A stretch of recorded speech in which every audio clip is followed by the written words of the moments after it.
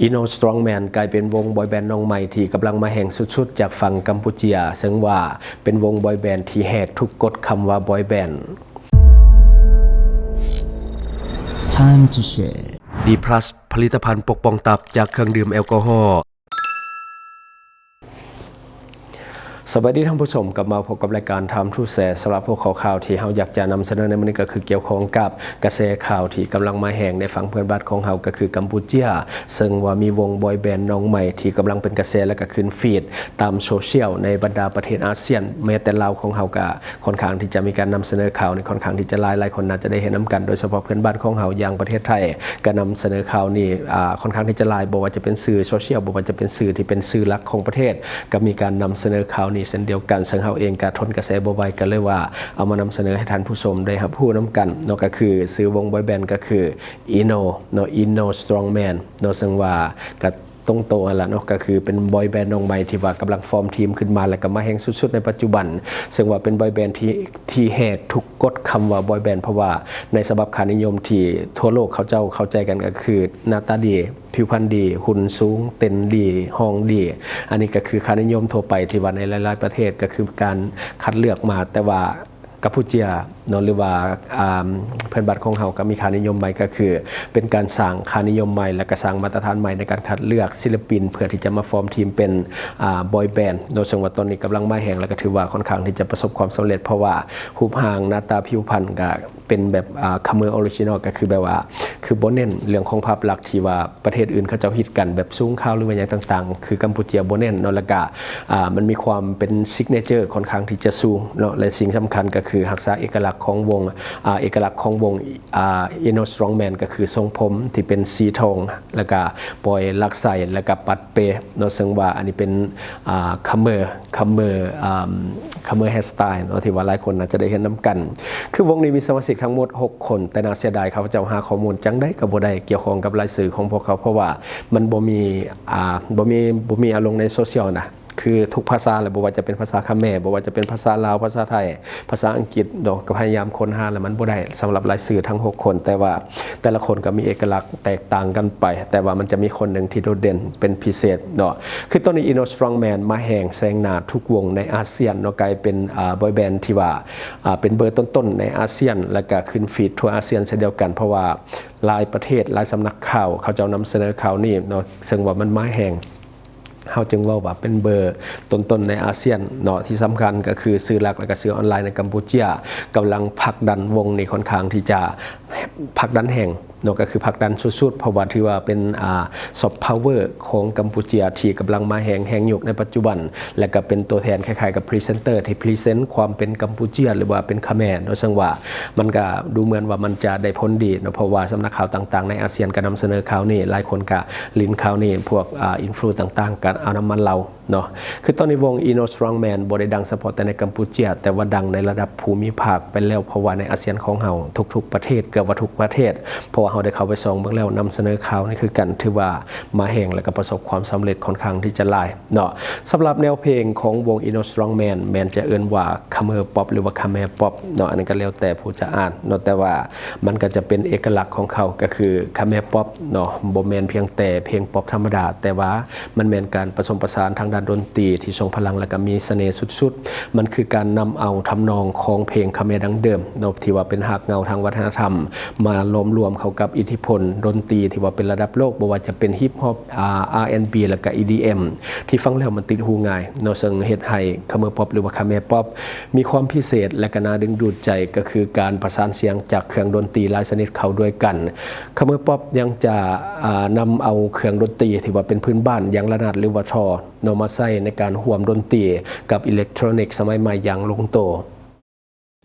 สร้างมิติใหม่เนาะที่บ่ซ้ำไผในแบบของคัมเมอร์ป๊อปหรือว่าคัมเมอร์ป๊อปเนาะซึ่งว่าเนื้อเพลงที่ว่าวงอินโนสตรองแมนนำมาใช้นำมาห้องจะเป็นแนวเพลงแบบกระแทกอารมณ์คนฟังเนื้อหาของเพลงมักจะเต็มไปด้วยอารมณ์ความรู้สึกที่ลึกซึ้งและก็เข้าถึงง่ายเฮ็ดให้คนฟังรู้สึกเข้าถึงได้บ่ยากนี่ก็คือหัวใจสำคัญของคัมแมร์ไทม์หรือว่าคัมเมอร์ไทม์หรือว่าการคือการอนุรักษ์ ตัวตนทางด้านดนตรีของกัมพูชีไว้ได้อย่างลงตัวในขณะเดียวกันเราก็ตอบโจทย์กับรสนิยมของคนรุ่นใหม่ทั้งในกัมพูชีและเพื่อนบ้านและก็ทั่วโลกยกให้เห็นถึง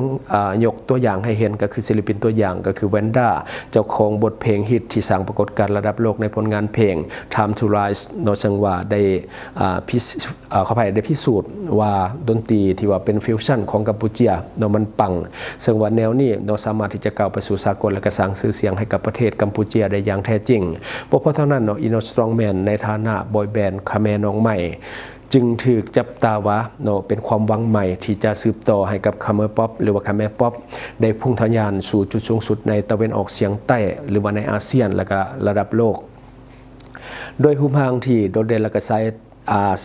สไตล์ดนตรีที่ว่ามันจัดจ้านเราเห็นให้แฟนๆทั่วโลกต่างคำถามว่าพวกเขาเราจะสามารถอย่างตามหอยลุ้นอ้ายอย่างแวนด้าและก็ยกระดับวงการคาเมป๊อปให้กลายเป็นกระแสหลักใดสำเร็จหรือบ่เนาะอันนี้ก็คือความหวังใหม่ของชาวกัมพูชีที่ว่าจะฝากความหวังในเรื่องของซอฟต์พาวเวอร์ของกัมพูชีกับวง